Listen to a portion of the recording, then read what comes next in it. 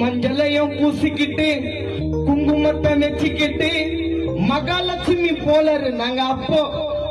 ஆனா இப்போ beauty parlour உள்ள போய் புருவத்தையும் சுருக்கிக்கின்னு ஜெகன்மோகினி பேய போல சுத்துதுங்க இப்போ. காடதலைவா காலையில எழுந்தவுடன் வாசல பெருக்கி விட்டு வீட்டு வேலை செய்யும் பெண்கள் அப்போ.